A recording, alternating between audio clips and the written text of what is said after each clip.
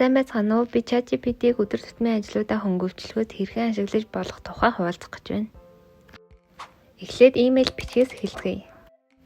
Жишээ нь та судалгаа бичиж байгаа бөгөөд удирдлагын зөвлөлд танилцуулах боломж гарч ирсэн боловч хугацаанд амжиж явуулах боломжгүй гэж төсөөлье. Хамгийн ихэнд даргачлалынхаа дагуу гүйцэтгэх үүргийг нь оруулна. Жишээ нь та бол уран илтгэгч, мэргэжлийн гүйцэтгэх удирдлага бөгөөд үр дүндээ итгэл үнэмшилтэй харилцаагаараа алдартай гэе. Үүнийгээ хадгалаад авчих бол дараа нь ашиглахад хялбар болно. Дараа нь ямар мэйл яаж хариу бичих хүсэлтүүдэд товчхон оруулна. Жишээлбэл 1-р зөвлөлт танилцуулах боломж гарсанд баяртай байгаагаа илэрхийлэх. 2-р судалгааны үр дүн 2 хоногийн дараа гарах учраас одоогоор явуулах боломжгүйдийг тайлбарлах. 3-р төслийн санааг эерэг өнгөйстэй төгсгөх гэх мэт. Хамгийн сүүлд нь хариу бичих гэж байгаа мэйлээ доор нь оруулна.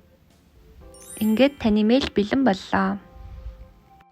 Одоо харин төсөл төлөвлөж үзцгээе. Эхлээд гүйцэтгэх үүргийг нь оруулна. Жишээ нь та бол маш туршлагатай төслийн менежер бөгөөд амжилттай төслүүдийг удирддаг гэе. Хашилтыг хувьсгч мэдээллүүдэд ашиглах нь дараа нь хэрэглэхэд хялбар болгоно. Жишээ нь төслийн нэр, дэлгэрэнгүй мэдээлэл, эхлэх хогноо, дуусах хогноо гэх мэт хашилтад байгаа мэдээллүүдээ хүсэлтийнхээ доор нь оруулаад дараа нь өөрчилж болно. Жишээлбэл төслийн нэр дээр брэнд бий болгох. Дэлгэрэнгүй мэдээлэлээр шинэ бохины нэрийг бодож олох, сав баглаа боодлын загвар гаргах, эхлэх хогноо 6-р сарын 1, дуусах хогноо аль болох хурдан гэе. Үүний дараа тодорхой зорилго, үр дүн, хуваарийн хүснэгт гэх мэт хүсэлтүүдээ оруулна. За ингээд төслийн зорилгууд, амжилтын хэмжүүрүүд, төслийн гол үе шатууд ба хүргэх үр дүн, цагийн хуваар зэрэгт бүрдсэн төслийн төлөвлөгөө маань бэлэн боллоо. Та үүнийг заавал эцсийн байдлаар биш дараа нь засах маягаар ашиглах боломжтой. Дараагийнх нь документээс презентацийн бэлтгэх. Мөн адил өмнөх жишээнүүдээр дурдсанчлан эхлээд гүйцэтгэх үүргийг нь оруулна. Жишээ нь та бол мэргэжлийн илтгэгч бөгөөд хэрхэн тодорхой ярьж үзэгчдийн харлыг татхаа мэддэг гэе. Дараа нь документээр презентацийн болгох хүсэлтээ оруулна. Мөн нэмэлтээр үгийн тоо, зураг, график гэх мэт команд оруулж болно. Би презентацийг бэлтгэхдээ дарах жишээг ашиглаж хийсэн. Жишээ нь хугацаа нь 20 минут, үйлдэл нь AI-тэй хамтран ажиллах талаар илүү ойлголттой болгох, үзэгчид нь хаан банкны ажилтнууд AI-г сайн ашиглахыг хүсэж байгаа хүмүүс текст дээр нь гарчиг болон дэд сэдвүүдээ оруулсан.